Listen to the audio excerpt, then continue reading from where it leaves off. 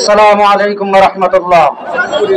সম্মানিত মুসল্লিয়ানে কেরাম, আপনাদেরকে লক্ষ্য করে শুরুতেই আমরা একটা বিষয় ক্লিয়ার করতে চাচ্ছি।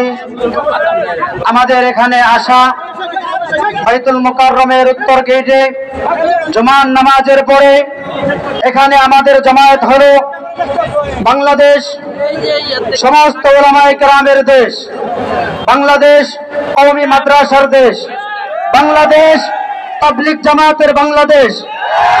এই বাংলা যারা বিরোধিতা করবে, এই বাংলা যারা আলেম ওলামাদের বিরোধিতা করবে, এই বাংলা যারা সত্যিকার আহলুল্লাহ আল্লাহ ওয়ালাদের বিরোধিতা করবে, তাদের জায়গা বাংলাদেশে হবে না।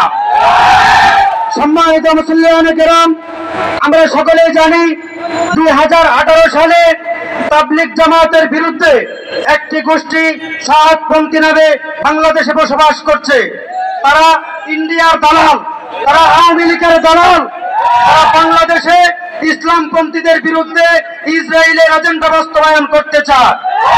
বাংলাদেশের জনগণ কোনোদিন তা মেনে নেবে না। সম্মানিত মুসল্লিয়ানে কেরাম, আমরা একটা বিষয় জানি যে কওমি মাদ্রাসার সমস্ত উলামায়ে কেরাম যে সিদ্ধান্ত বাংলাদেশে গ্রহণ করে সেই সিদ্ধান্তই বাংলাদেশের উলামায়ে কেরাম মেনে নেয়। এই জন্য 18 সালে 5000-এর অধিক আলেমদেরকে, মুসল্লিদেরকে, তাবলীগ জামাতের সাথীদেরকে যারা রক্তাক্ত করেছে, তাদের জায়গা বাংলাদেশে হবে না।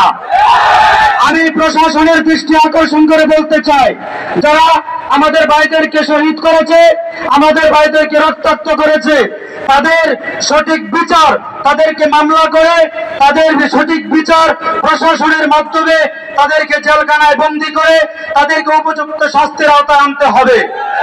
সম্মানিত মুসল্লিয়ানে কেরাম, আমরা শান্তিপূর্ণ আন্দোলনে বিশ্বাসী।